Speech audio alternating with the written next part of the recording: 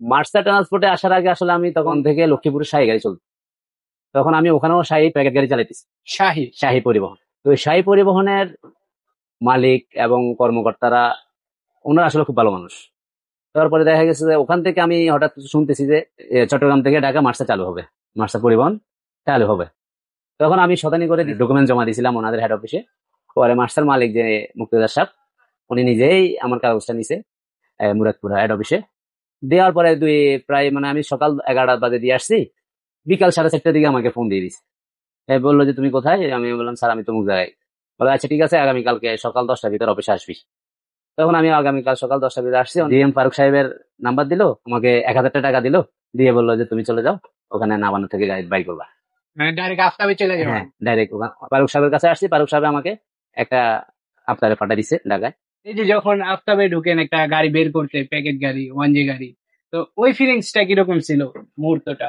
ওই মুহূর্তটা আনন্দ ছিল। আর তাছাড়া শাহী পরিবহনে আমি অন্তত 10টা প্যাকেট গাড়ি বের করছি, যার কারণে আমার ওই প্যাকেট গাড়িটার জন্য এত খুব একটা আনন্দ না। কিন্তু এটা হচ্ছে যে ঢাকা রোড একটা পরিবহন উদ্বোধন হচ্ছে, ওইটার উদ্বোধনীয় ড্রাইভার হইতেছি আমি, সেটার জন্য আমার ভালো লাগছে। আলহামদুলিল্লাহ, ওনারা সবাই শিক্ষিত মানুষ। মার্শাল ট্রান্সপোর্ট যারা দায়িত্ব পালন করতেছে, ঢাকা বলেন, চট্টগ্রাম বলেন, কাউন্টার বলেন, কিংবা এখানে বলেন, সবাই আসলে উচ্চশিক্ষিত মানুষ।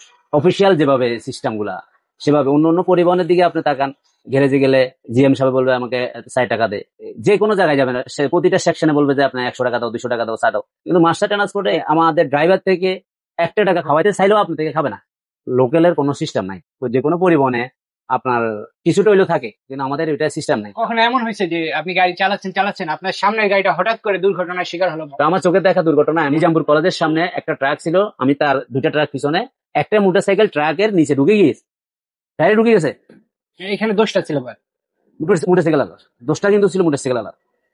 এই বামের থেকে ডানে চলে আসছে। ডানে চলে আসার কারণে পিছনে চাকার তলে পড়ে সেটাই আমার 2 ট্রাক আগে, ওই ট্রাকটা দাঁড়ানি, গাড়িটাও দাঁড়ানি। রাত ছিল, রাত 2টা। আমি ছিলাম পিছনে। শাহির আমলে আমার একটা ইয়া ছিল, সেটা হলো যে সীতাকুণ্ডের পরে চট্টগ্রাম দিকে যাইতে, সীতাকুণ্ডের পরে এই মাজারটা ফেলা একটু সামনে গেলে একটা পেট্রোল পাম্প আছে হাতের বামে। তখন সিঙ্গেল রোড ছিল, ঢাকা চট্টগ্রামে সিঙ্গেল রোড ছিল তখন। সিঙ্গেল রোড ছিল, আর একটা সিভিল শু ট্রাক আর একটা ব্যাকফুট ট্রাক, দুটোটা মুখোমুখি হয়েছে। যে সেটা ট্রাক একটার শু যেটা, সেটা চলে গেছে আপনার ইয়াতে, ওই জমিনে, গাড়ি কিন্তু রাস্তায় হয়ে গেছে। আর সিভিল যেটা ব্যাকফুট যেটা, ওইটা ডাইরেক্ট এইভাবে রিপিট হয়ে গেছে। আর মানুষের গোস্তগুলা যেভাবে মুরগি জবাই করলে ছাড়ি দিলে রাস্তার মধ্যে এভাবে গোস্তগুলা ফালাইতেছে, সেটা দেখে আমি প্রায় 2 মাস গাড়ি চালাইনি। আমার থেকে গাড়ির একটা যে ইয়াটা, সেটা চলে গেছে।